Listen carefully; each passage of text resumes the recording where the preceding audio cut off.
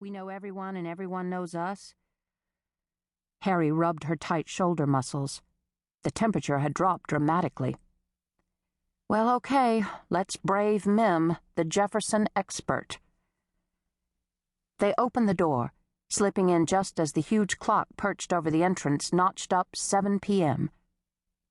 The day, noted by a weight to the right as one faced the door, read Wednesday. The great clock was one of Jefferson's many clever innovations in the design of his home. Even great minds err, however. Jefferson miscalculated the weight and pulley system and ran out of room to register all the days of the week in the hall. Each Friday, the day weight slipped through a hole in the floor to the basement, where it marked Friday afternoon and Saturday. The weight then reappeared in the hall on Sunday morning, when the clock was wound. Harry and Mrs. Hagendauber had arrived for a small gathering of Albemarle's best, which is to say, those whose families had been in Virginia since before the Revolution, those who were glamorous and recently arrived from Hollywood, which Harry dubbed Holly Weird, and those who were rich.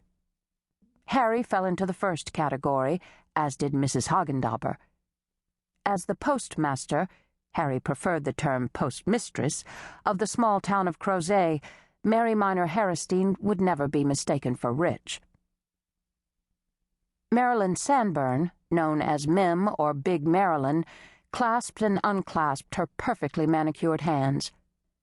The wife of Crozet's mayor and one of Albemarle's richer citizens, she should have been cool as a cucumber. But a slight case of nerves rattled her as she cast her eyes over the august audience, which included the director of Monticello, the exuberant and fun-loving Oliver Zeeve.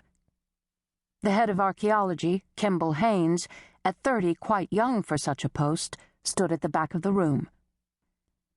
"Ladies and gentlemen," Mim cleared her throat while her daughter, little Marilyn, 32, viewed her mother with a skillful show of rapt attention.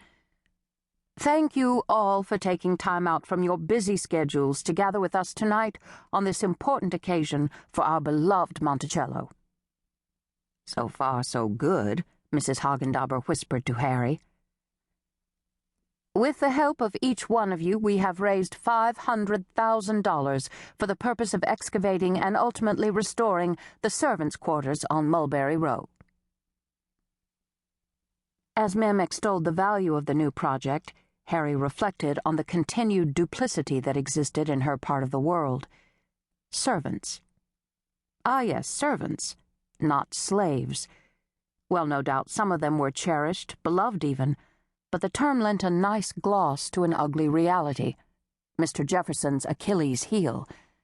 He was so tremendously advanced in most ways, perhaps it was churlish to wish he had been more advanced about his source of labor.